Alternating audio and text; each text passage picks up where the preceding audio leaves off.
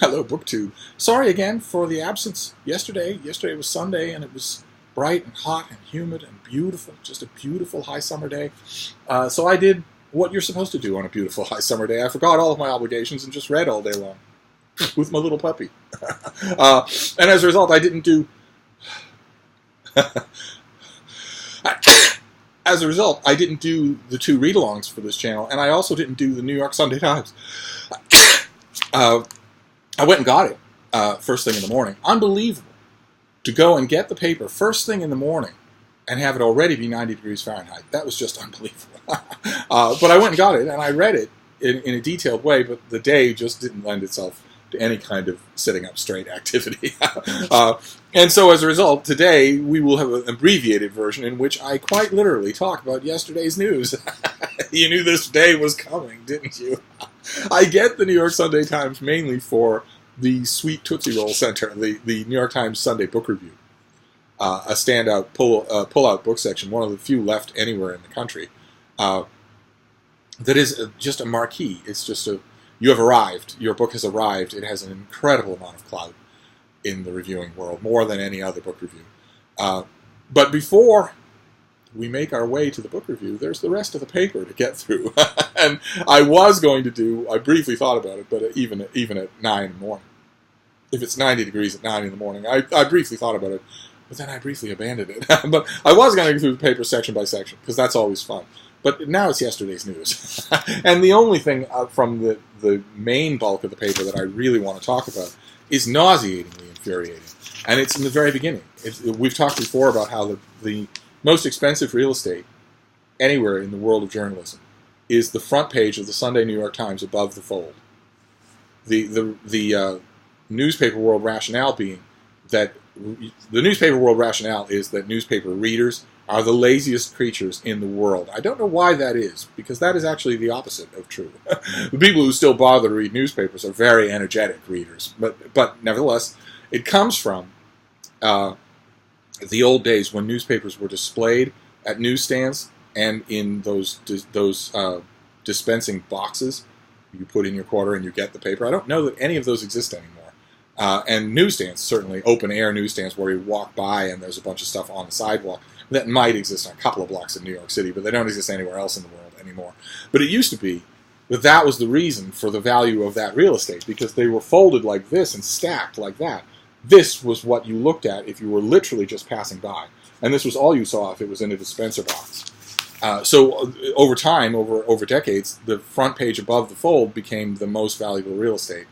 And you wonder, as a result of that, even though that's no longer true, the world is more news is read electronically than in any other format now. But I was a part of that old newspaper world, so I still think of that. So I look at what's above the fold. The main picture is a woman pouring water over her chickens because it's as a nod to the little heat wave that has been engulfing most of the United States. And, oh my, Europe, Paris is set to get something so much worse.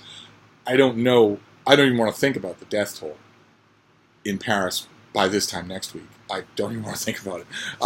But the main story above the fold is the one that I wanted to talk about as briefly as I can, because it is so infuriating. It's by Peter Baker, Michael Grinbaum, Maggie Haberman, Annie Carney, and Russ Buettner, and it's nauseating. Absolutely nauseating. The headline is, Trump turns to old tactic, using race for his gain, seeing division as a way to get ahead in business, television, and politics. And it starts off by talking about his racist past on The Apprentice, and then goes on to, long before he ignited the firestorm by telling 4 Democratic congressmen of color to go back to their home countries, even though 3 were born in the United States and all are citizens, Mr. Trump sought to pit Americans against one another along racial lines. Over decades in business, entertainment, and now politics, Mr. Trump has approached America's racial, ethnic, and religious divisions opportunistically, not as the nation's wounds to be healed, but as openings to achieve his goals, whether they be ratings, fame, money, or power, without regard for adverse consequences. In other words, on the front page of the New York Times above the fold, we have more of this 3D chess nonsense. And if you follow this story past the jump to the inside, to the bulk of the story, it gets even worse, even more insulting. Where it goes on for hundreds and hundreds of words. I don't know what these writers were thinking. They all know better. It goes on for hundreds and hundreds of words, then there's a break, and then right when you think you're going to get the truth, the plain truth, spoken to at last, that wasn't on the front page, you get a line, I forget the exact wording of it, but it was looking back to Trump's youth in Queens and saying he was a product of his time and place. Nowhere in the entire course of this article is Trump called a racist. Instead, we get this three-dimensional chess crap where he says racist things, but he actually has opportunistic goals in mind, whether it be, what was that? What were our choices? Ratings, fame, money, or power. Not just racism.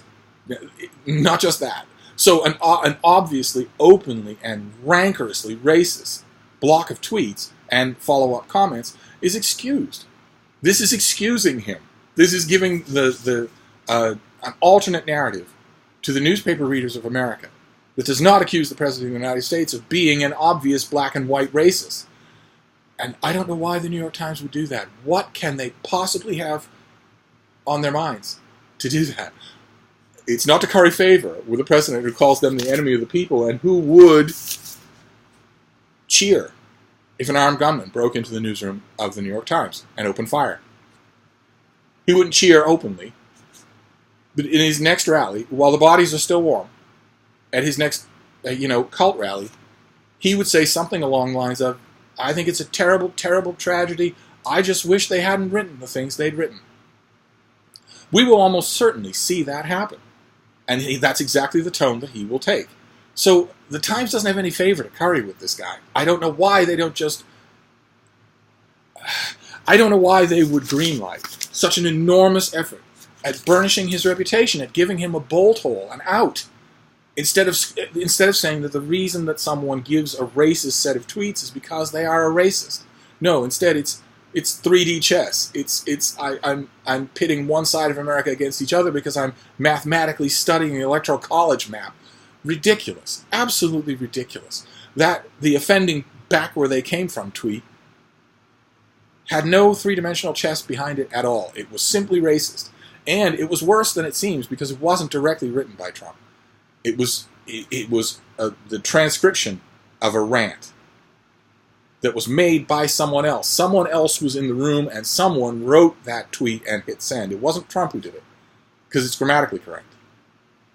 It was somebody else who did that. So another American had to sit there, hear that, and think, I should share this with the world. I shouldn't quit right now.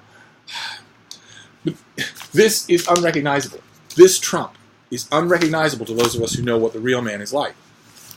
There was no artful planning involved at all. There was no 3D chess. It was just a racist venting.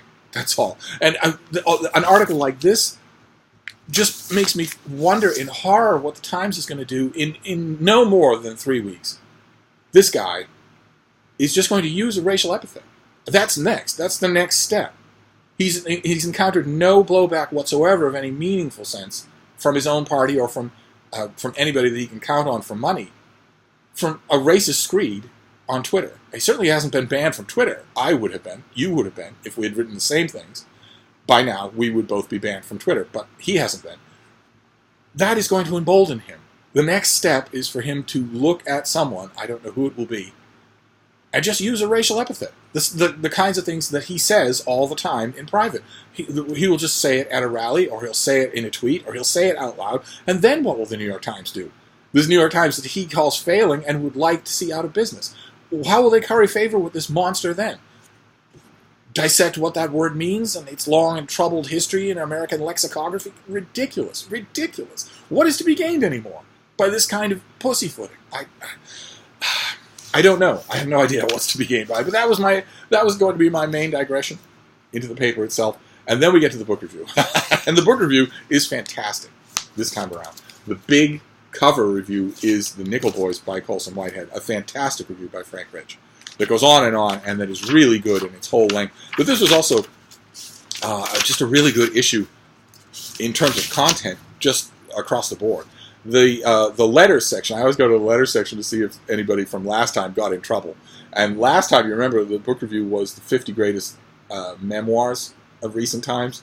And virtually the whole letters page is people writing in saying, I loved your list, but how on earth could you have missed X, Y, or Z? Listing a whole bunch of things that some of which I hadn't thought of. I read that list and thought it was okay, but kind of meaningless. And some of the things that readers write in and mention here, I hadn't thought of. I hadn't thought of Art Spiegelman's Mouse, for instance, because I don't consider it a memoir because he's not a mouse. And I hadn't thought of Nelson Mandela either.